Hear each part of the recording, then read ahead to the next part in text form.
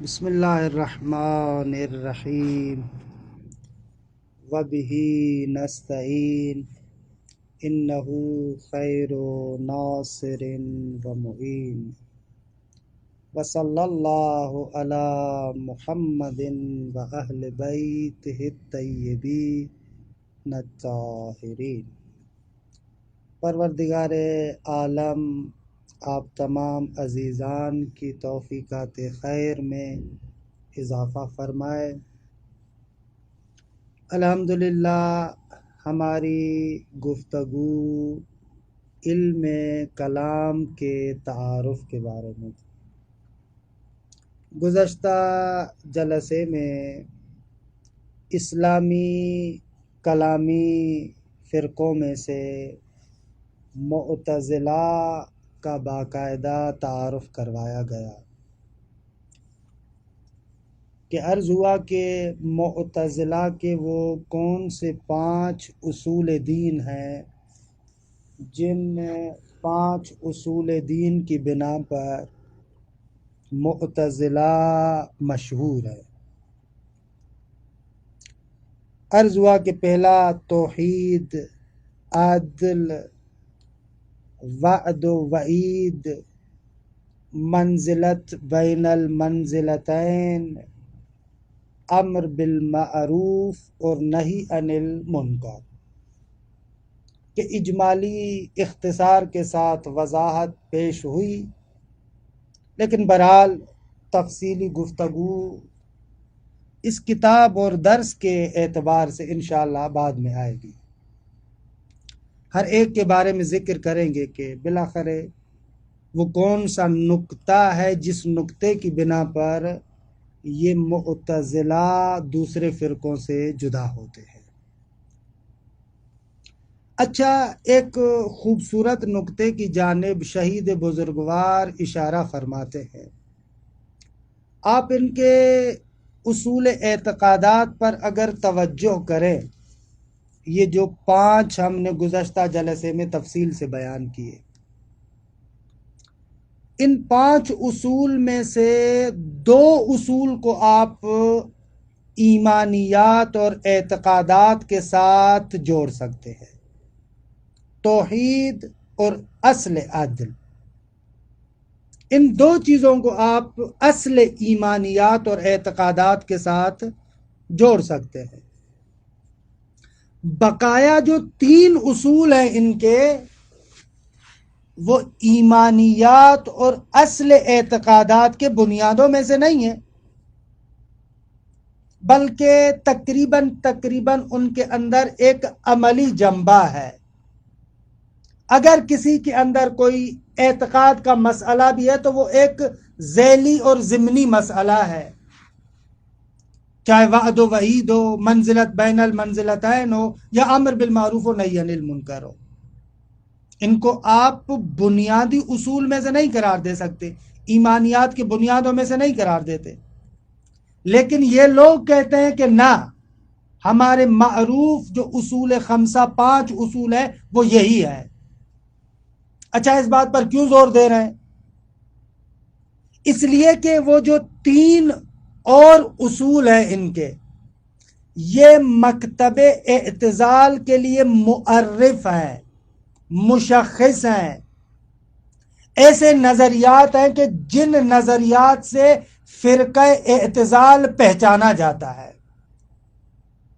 ان نظریات کی بنا پر ان 3 چیزوں کے بارے میں جو ان کے نظریات ہیں، ان نظریات سے یہ لوگ پہچانے جاتے ہیں، دوسروں سے جدا ہوتے ہیں۔ آج کل کے زمانے میں دیکھتے ہیں نا آپ، ایک چھوٹی سی مثال دیتا ہوں میں آپ کو۔ مختلف سیاسی پارٹیاں ہوتی ہیں، ہر ایک پارٹی اپنے لیے ایک جھنڈا رکھتی ہے۔ اچھا، وہ جھنڈا کیا ہوتا ہے؟ وہ جھنڈا ان کے لیے مشخص کی حیثیت رکھتا ہے۔ اگر کسی جگہ پر ہو رہا ہے اور ان کے کارکن ہیں تو وہ خاص قسم کا جھنڈا لے کر آتے ہیں۔ کیوں؟ اس لیے کہ اس جھنڈے کے ذریعے سے یہ پارٹی دوسری پارٹیوں سے جدا ہوتی ہے۔ یا آج کل مثلا مختلف جو چینلز ہیں، مختلف جو سائٹیں ہیں، مختلف جو ادارے ہیں، وہ اپنے مونوگرام بناتے ہیں۔ خب یہ مونو کیوں بنایا جاتا ہے؟ اس مونوگرام کے ذریعے سے یہ ادارہ، یہ سائٹ، یہ چینل دوسروں سے جدا ہوتا ہے. یہ ان کا مشخصہ ہے جو ان کو دوسروں سے جدا کرتا ہے، ایک علامت ہے جو ان کو دوسروں سے جدا کر رہی ہے. تو اسی طریقے سے معتزلہ کے توحید و عدل کے علاوہ جو بقایا اور 3 اصول ہیں، یہ ان کے لیے مشخصہ ہیں جو ان کو دوسروں سے جدا کرتے ہیں. اپنی زبان میں کہوں، یہ مونوگرام ہے، ان کا مونو ہے، جھنڈا ہے جو ان کو دوسروں سے جدا کر رہا ہے. وگرنہ وہ 3 چیزیں ایمانیات کے بنیادی عقائد میں سے نہیں ہے. لیکن بہرحال جب کسی ایک نظریے میں انسان دوسروں سے بالکل ممتاز ہو رہا ہے، یہ فرقہ اس ایک نظریے میں دوسرے فرقوں سے جدا ہو رہا ہے، ممتاز ہو رہا ہے، تو اس اپنے امتیاز کو برقرار رکھنے کے لیے اپنے اس مشخصے کو کہ جس کے ذریعے سے دوسروں سے جدا ہو رہا ہے بالکل برملا کرتا ہے، ظاہر کرتا ہے. تو معتزلہ نے بھی یہی کام کیا ہے. اچھا، بلکہ اگر دقت کریں تو ایمانیات میں اصل بھی فقط توحید ہے، وگرنہ عدل بھی اس طریقے سے ایمانیات کے بنیادی اصولوں میں سے نہیں ہے. اچھا، یعنی کیا بھائی؟ اصول دین میں تو ہمارے وہاں بھی عدل ہے. یہ میں کیا کہہ رہا ہوں کہ بنیادی اصول دین میں سے نہیں ہے، یہ کہنا چاہتا ہوں. بھائی خداوند متعال کی تو اور بھی صفات ہے نا. خدا کی صرف صفت عدالت تو نہیں ہے. جس طریقے سے خدا عادل ہے، اسی طریقے سے خدا عالم بھی ہے، اسی طریقے سے خدا قادر بھی ہے، اسی طریقے سے خدا مرید بھی ہے. خب یہ بھی تو خدا کی صفات ہے. آخر کیوں اس ایک صفت کو خصوصیت سے معتزلہ نے اپنے اصول میں قرار دیا؟ عدل الہی. بھائی کیوں نہیں کہا علم الہی؟ کیوں نہیں کہا قدرت الہی؟ آخر کیا ہے، کیا سبب ہے کہ اس کو اصول میں قرار دیا گیا دوسری صفات کو چھوڑ کر؟ اور اتفاق سے ہمارے ہاں بھی مذہب تشیع میں جو اصول دین ہمارے علماء نے ترتیب دیے اور بیان کیے، یہ 5 ہیں. ان میں ایک عدل الہی ہے، توحید عدل ایسے قرار دیتے ہیں. اچھا، کیوں آخر دوسری صفات کو کیوں نہیں رکھا؟ فرماتے اس لیے کہ اس اصل عدل میں ایک خصوصیت ہے. عدالت الہی کے بارے میں معتزلہ، اشاعرہ اور جو دوسرے مسلمان فرقے ہیں ان سے مخصوص نظریہ یہ رکھتے ہیں کہ انشاءاللہ تفسیر آئے گی آگے. اشاعرہ ایک معنی میں عدل الہی کو قبول نہیں کرتے، البتہ ایک معنی میں. جس معنی میں معتزلی قبول کرتا ہے اس معنی میں یہ عدل الہی کو نہیں مانتے. اس بات میں معتزلہ کے ساتھ امامیہ بھی شریک ہے.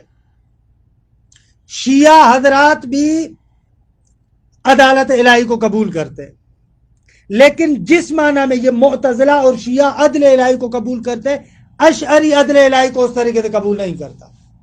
البتہ بقایا دوسری صفات میں اشاعرہ بھی مانتے ہیں، علم خدا کو مانتے، قدرت خدا کو مانتے، حیات خدا کو مانتے. بقایا دوسری صفات میں ان کی تفسیر میں یہ معتزلہ کے ساتھ اختلاف نہیں رکھتے، لیکن اس صفت کے اندر یہ لوگ آپس میں بہت بڑا اختلاف رکھتے ہیں. معتزلہ کا ماننا ہے کہ اہل سنت میں سے اشعری عدل الہی کو قبول نہیں کرتے، درست ہے. لہذا اپنے مکتب کا امتیاز ظاہر کرنے کے لیے، اپنے آپ کو واضح کرنے کے لیے انہوں نے اپنے بنیادی اصول میں عدل کو قرار دیا تاکہ پتہ چلے کہ ہم عدلیہ ہیں، عدل الہی کے قائل ہیں. اور بنیادی اصول میں اس کو رکھ کر ایک قسم کی تعریض ہے اشاعرہ پر کہ تم لوگ عدل الہی کو نہیں مانتے. ان پر ایک قسم کا چوٹ کرنا ہے کہ بھائی وہ لوگ کیا ہے، عدل الہی کو نہیں مانتے. وگرنہ بقایا دوسری صفات، خدا کا عالم ہونا، قدیر ہونا، حی و مدرک و سمیع و بصیر، اس کو سب مانتے، وہ لوگ بھی مانتے. لیکن عدل الہی کو اصول دین میں معتزلہ اور امامیہ یعنی شیعوں نے رکھا، تاکہ اس نقطے کو بیان کریں کہ یہ جو اہل تسنن کی اکثریت اشعری، وہ لوگ اس اصل کے منکر ہیں، وہ علم کے منکر نہیں ہے، اس کے منکر ہیں۔ لہذا یہ ایک اصل اور یہ ایک قانون، یہ ایک بنیاد اس مذہب کا مشخصہ ہو گئی۔ اسی لیے آپ اٹھا کر دیکھیں، معتزلہ اور امامیہ کو، شیعوں کو عدلیہ کہتے ہیں، اور ان کے مقابلے میں اشاعرہ کو عدلیہ نہیں کہا جاتا۔ تو کبھی کبھار ایسے بھی ہوتا ہے، ایک نقطے کے بارے میں اگر ہمارا مخصوص عقیدہ ہو تو وہ اس اپنے مخصوص عقیدے کی وجہ سے مشہور ہو جاتا ہے۔ اس کا مقصد یہ نہیں ہے کہ اس کے دوسرے عقائد نہیں ہیں، نہ، دوسرے عقائد بھی ہیں، لیکن بہرحال اپنے مخالف کی نسبت سے اپنے اس مخصوص نظریے کو انسان زیادہ ظاہر کرتا ہے۔ یہ تقریباً نیچرل ہے، طبیعی ہے، فطری عمل ہے۔ اگر آپ دو بندے ایک جگہ پر کام کرتے، ہر ایک کا ایک خاص مورد میں مخصوص نظریہ ہو، بقایا موارد میں آپس میں مشترک ہو، تو معروف اس مخصوص نظریے سے ہوتا ہے بندہ، کہ بھائی اس کا یہ نظریہ ہے، کیونکہ یہ ایسا نظریہ ہے جو اس کو امتیاز دیتا ہے، جدا کرتا ہے، دوسروں سے علیحدہ کرتا ہے۔ اس اعتبار سے امامیہ نے، شیعوں نے بھی اور معتزلہ نے بھی اپنے اصول میں عدل الہی کو رکھا، کہ بھائی اس کے بارے میں ہم ان لوگوں سے علیحدہ ہیں، ہم لوگ عدل الہی کے قائل ہیں۔ لیکن اشعری اس معنی میں عدل الہی کو نہیں مانتے، لہذا اس کو بنیادی اصول میں سے قرار دیا گیا۔ یہاں سے ایک نقطہ اور بھی واضح ہو جاتا ہے، بریکٹ میں کہنا چاہتا ہوں، مثلا آپ کے مکتب تشیع کے بعض مشخصات اصلیہ ہیں جن کی بنا پر آپ کے مکتب کا تشخص ہے۔ مثلا بنیادی ترین چیز کے جس کے ذریعے سے مکتب تشیع دوسرے مکاتب فکر سے جدا ہوتا ہے، امامت کے بارے میں نظریہ ہے کہ شیعہ مکتب فکر کہ انشاءاللہ واضح کریں گے، اور آپ لوگ جانتے بھی ہیں، امام کو منصوص من اللہ مانتا ہے۔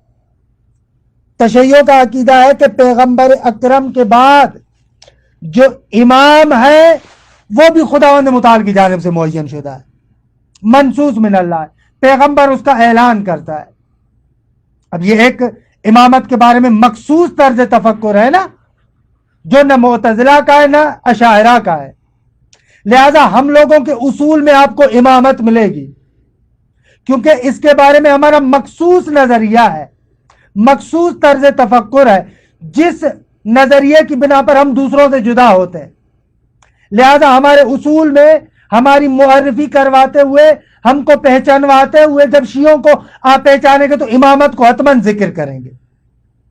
لہذا اس عقیدے کو بہت زیادہ ہائی لائٹ کیا جاتا ہے، بہت زیادہ ظاہر کیا جائے گا، کیونکہ یہ مکتب دوسرے مکاتب سے اس نظر میں جدا ہو رہا ہے۔ لہذا امامت وہاں پر ہے، یہاں پر نہیں ہے۔ خلاصہ تفصیلی بات تو مکتب تشیع کے بارے میں آئندہ مباحث میں کریں گے۔ فی الحال معتزلہ کے بارے میں عرض یہ ہوا کہ ان لوگوں کا اصول کے بارے میں بنیادی اعتقادات یہ 5 ہیں۔ حالانکہ یہ بنیادی ہیں، خطوط اصلی، بنیادی خطوط ان کے یہ ہے، بگرنہ ان کے دوسرے نظریات بھی ہیں۔ الہیات کے بارے میں مخصوص نظریات ہیں، کچھ طبیعیات میں، اجتماعیات میں، انسان شناسی کے بارے میں، کہ کچھ نظریات کے بارے میں بعد میں اشارہ بھی کریں گے، لیکن بنیادی نظریات یہ ہیں۔ اچھا، ان نظریات کی تھوڑی سی وضاحت کرتے ہیں کہ استاد شہید مرتضی مطہری رحمۃ اللہ علیہ نے ان 5 اصول کی اس کتاب کے مطابق تھوڑی سی وضاحت کی ہے تاکہ اور زیادہ روشن ہو جائے۔ پہلی اصل کیا ہے؟ توحید۔ اچھا، توحید کے بارے میں ہم ابتداً ایک بنیادی وضاحت کرتے ہیں کہ جس کو ہم بھی مانتے ہیں، بعد میں دیکھتے ہیں کہ معتزلہ جو توحید کو اپنے اصول میں قرار دے رہے ہیں، آخر وہ کس جگہ پر دوسروں سے جدا ہوتے ہیں، وگرنہ اصل توحید کو تو سب مانتے ہیں نا۔ کون سا ایسا اسلامی فرقہ ہوگا جو مسلمان ہو لیکن توحید کا منکر ہو؟ کوئی بھی منکر نہیں ہے۔ لیکن توحید کے مختلف اقسام اور مراتب ہیں۔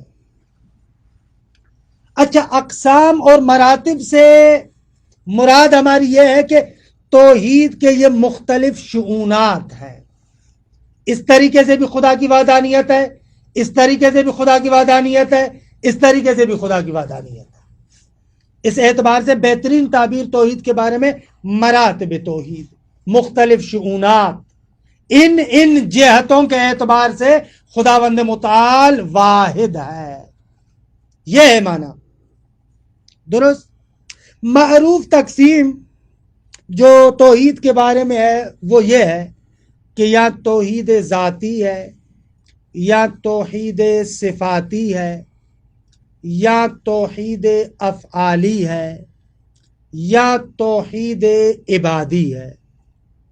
یہ توحید کے معروف 4 مراتب یا 4 قسمیں ہیں۔ توحید ذاتی یعنی ذات پروردگار عالم یگانہ ہے، ایک ہے، اس کا مثل نہیں ہے، اس کا نظیر نہیں ہے۔ خدا کے علاوہ ما سوی اللہ جو کچھ ہے وہ مخلوق خدا ہے۔ خدا ایک ایسی ذات ہے جو کمال مطلق ہے، کمال میں کوئی بھی موجود اس کے درجے پر نہیں پہنچ سکتا، بلکہ اصلاً کسی بھی موجود کو خدا کی نسبت اصلاً نسبت نہیں دے سکتے، قابل نسبت نہیں ہے کوئی بھی موجود، اصلاً اس لائق نہیں ہے کہ ہم آئیں اور نعوذ باللہ خدا کے کمالات اور اس مخلوقات کے کمالات کا آپس میں موازنہ کریں، اصلاً غلط ہے۔ یہ جس موجود کے پاس جو کمال ہے وہ خدا کا دیا ہوا، کسی کے پاس اپنا نہیں ہے۔ یہ توحید ذات ہے کہ ذات پروردگار عالم ایک ہے، اس کا مثل نہیں ہے، اس کا کوف نہیں ہے، اس کا نظیر نہیں ہے۔ لیس کمثلہ شیء، مثل خدا محال ہے، خدا کا مثل نہیں ہے۔ وَلَمْ يَكُنْ لَهُ كُفُوًا أَحَدٌ، کوئی بھی اس کا ہمسر نہیں ہے، کوف نہیں ہے۔ یہ آیات توحید ذاتی کو بیان کرتی ہے کہ روشن ہے، یہ اتنا رکنا نہیں چاہتا۔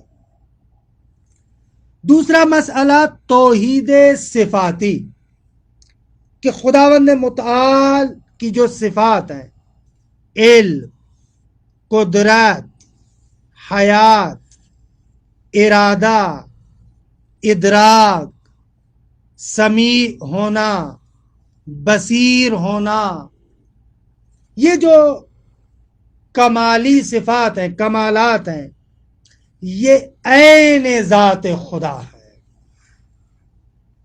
یعنی کیا؟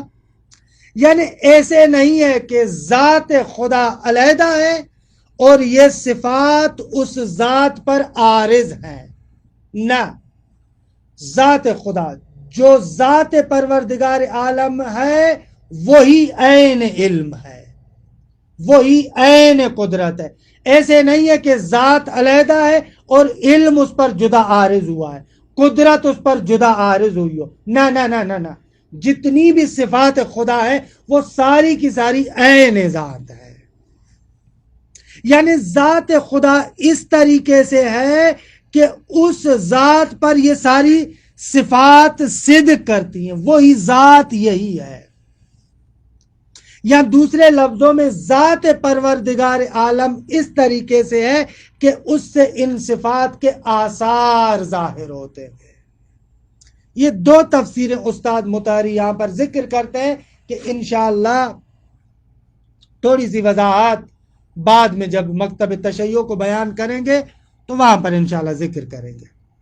خلاصہ کلام یہ کہ توحید صفاتی میں جس نقطے پر بہت زیادہ زور دیا جاتا ہے، ہمارے ہاں بھی مکتب تشیع میں بھی، توحید صفاتی یعنی خدا کی صفات عین ذات ہے، زائد بر ذات نہیں ہے۔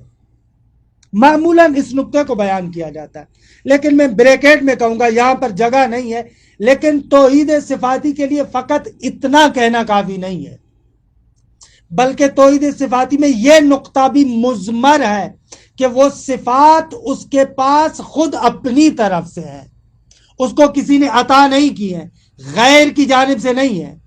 اس نقطے کو بھی توحید صفاتی میں حتماً رکھا جائے عین ذات اور پلس ذاتی ہے، خود اس کی اپنی جانب سے ہے، اس کو کسی اور نے عطا نہیں کی. یہ توحید ذاتی کا مقصد ہے. توحید صفاتی کا معنی ہے.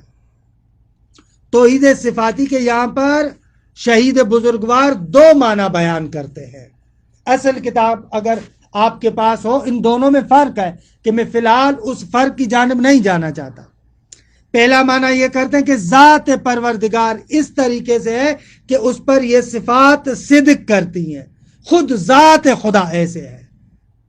ایک یہ معنی.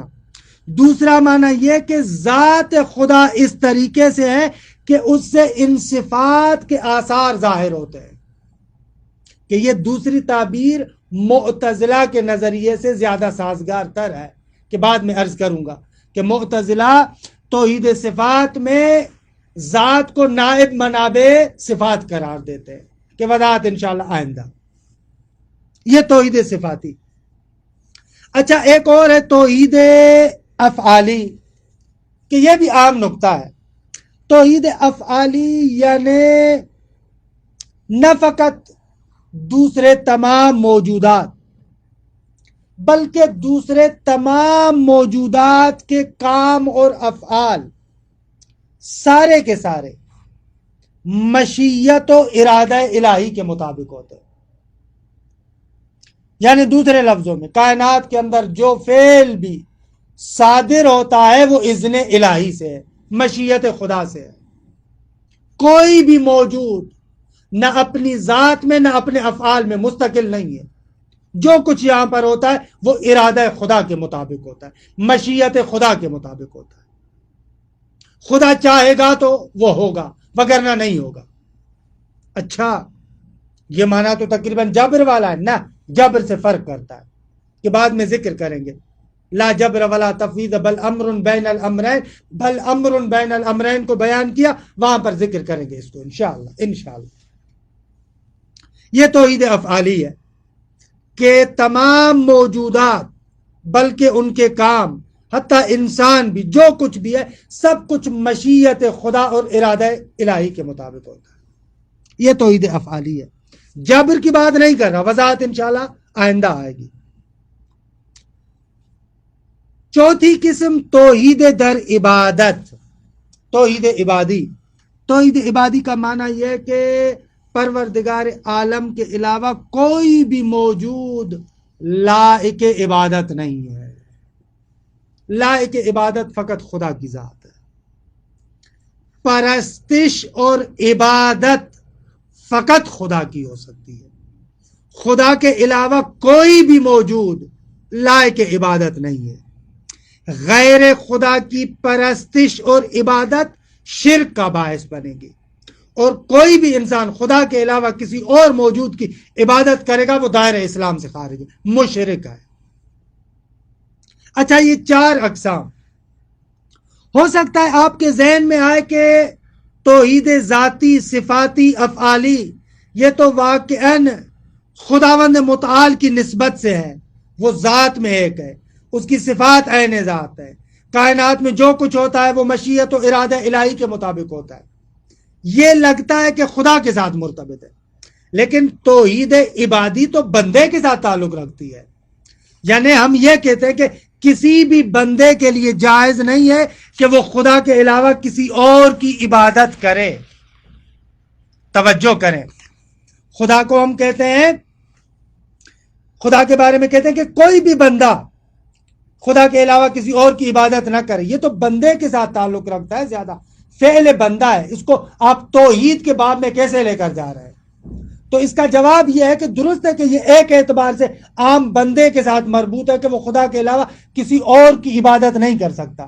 لیکن یہ چیز بھی خدا کی طرف پلٹ سکتی ہے، ایسے کہ خدا کے علاوہ کوئی اور لائق عبادت نہیں ہے. بس توحید عبادی یہ ہوا کہ معبود بننے کا لائق فقط خدا ہے، معبود بننے کی شأنیت فقط خدا میں ہے، خدا کے علاوہ کوئی اور معبود برحق نہیں ہے. لا الہ الا اللہ یہ جو کلمہ ہے یہ حقیقت میں توحید کے تمام مراتب کو بیان کرتا ہے، لیکن توحید عبادی کے بارے میں بالکل روشن اور واضح ہے. اچھا، یہ جو 4 بنیادی ہم نے مراتب ذکر کیے، ان میں توحید ذاتی اور توحید عبادی اسلامی اعتقادات کے اصول اولیہ میں سے، بنیادی اصول میں سے، کہ اگر ان دونوں اصول میں سے بھی ذرے برابر خلل آ جائے تو انسان دائرہ اسلام سے خارج ہوتا ہے، پھر وہ مسلمان نہیں رہتا۔ لہذا عالم اسلام میں کوئی بھی مسلمان، کوئی بھی فرقہ آپ کو نہیں ملے گا جو توحید ذاتی اور توحید عبادی کا مخالف ہو، کوئی بھی بندہ نہیں ملے گا۔ جو بھی مسلمان ہے وہ توحید ذاتی کا بھی قائل ہے، توحید عبادی کا بھی قائل ہے۔ کوئی مسلمان نہیں کہتا خدا کے علاوہ کوئی اور لائق عبادت ہے، نہ عزیز من، کوئی بندہ نہیں کہتا، سوائے اس آخری زمانے میں ایک فرقہ وہابیہ جو پیدا ہوا ہے، محمد ابن عبد الوہاب کے پیروکار، کہ محمد ابن عبد الوہاب بھی خود ابن تیمیہ حرانی شامی کا تابع اور پیروکار تھا۔ ان لوگوں کا اعتقاد تھا کہ مسلمانوں کے کچھ اعتقادات توحید عبادی کے برخلاف ہے۔ مثلا مسلمان جو شفاعت کا عقیدہ رکھتے ہیں، یا مسلمان کے بعض مخصوص اعمال جو توسل کرتے ہیں، انبیاء سے استمداد مدد لیتے ہیں، اولیاء الہی سے مدد لیتے ہیں، تو ان لوگوں کا ماننا یہ ہے کہ یہ توحید عبادی کے برخلاف ہے۔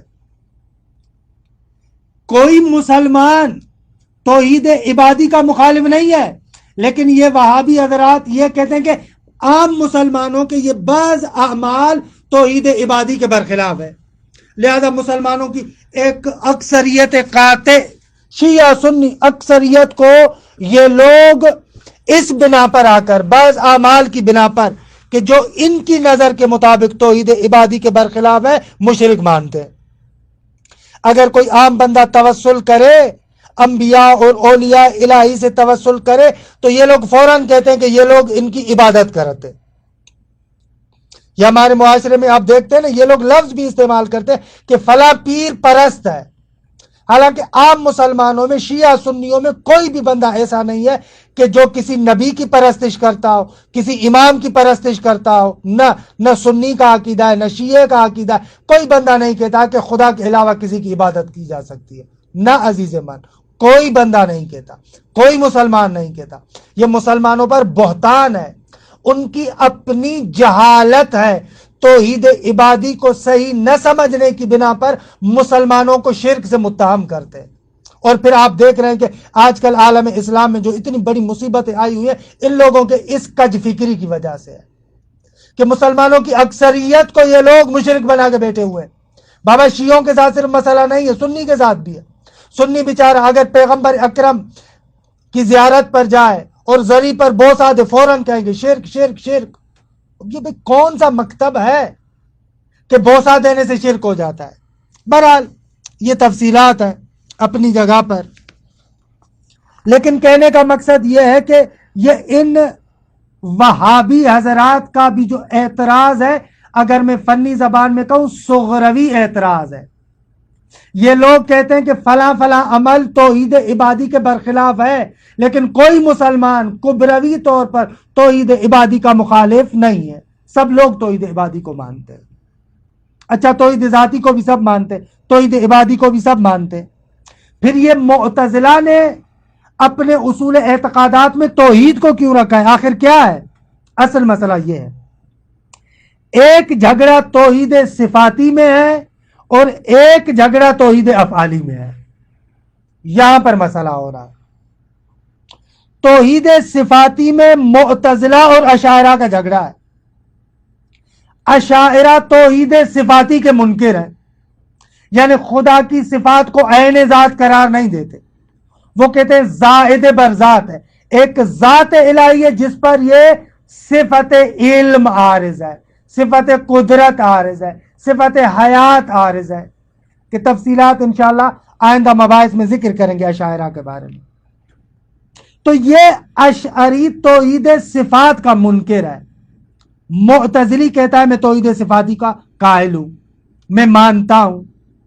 لہذا معتزلہ اپنے بنیادی اصول میں توحید کو لے کر آتے ہیں، اور بنیادی اصول میں توحید کو بھی جو لے کر آ رہے ہیں، سامنے توحید صفاتی کو رکھتے ہیں کیونکہ توحید ذاتی میں تو کوئی انکار نہیں ہے، توحید عبادی میں تو کوئی انکار نہیں ہے، رہ جاتا ہے مسئلہ توحید صفاتی کا۔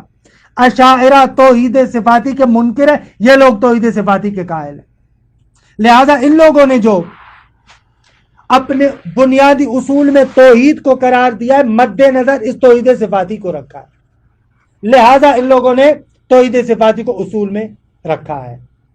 اور مزے کی بات بتائیں آپ کو، اشاعرہ اور معتزلہ کا توحید صفاتی میں اختلاف کیا ہے؟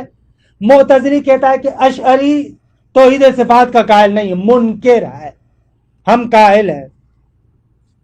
توحید افعالی میں معاملہ برعکس ہے، توحید افعالی میں اشاعرہ توحید افعالی کے قائل ہے، معتزلہ توحید افعالی کے منکر ہیں۔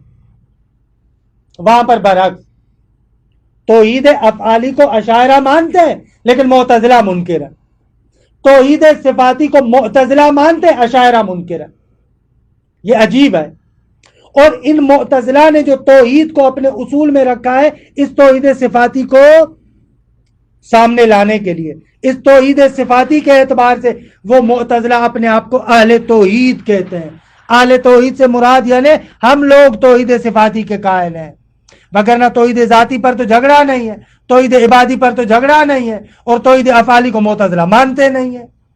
پس اہل توحید ہے اصل کو جو انہوں نے اپنے بنیادی اصول میں رکھا ہے کہ ہم توحید کے قائل ہیں، یعنی توحید صفاتی کے قائل ہیں۔ بہرحال یہ بھی عجیب ہے، علم کلام کی تاریخ کو اٹھا کر دیکھیں، توحید صفاتی اور توحید افعالی کے بارے میں اشاعرہ اور معتزلہ بالکل ایک دوسرے کے مخالفت میں کھڑے ہیں، بالکل قطب مخالف، ایک بندہ اس جگہ پر، ایک بندہ اس جگہ پر۔ معتزلی توحید صفاتی کا قائل، اشعری منکر، اشعری توحید افعالی کا قائل، معتزلی منکر، ایسے بالکل برعکس کھڑے ہیں۔ خلاصہ کلام یہ ہے کہ توحید جو پہلی اصل معتزلہ کی ہے، اپنے آپ کو اہل توحید کہتے ہیں، اس سے مراد یہ ہے کہ یہ لوگ کہتے ہیں ہم توحید صفات کے قائل ہیں۔ صلی اللہ علی محمد و اہل بیتہ الطیبین الطاہرین۔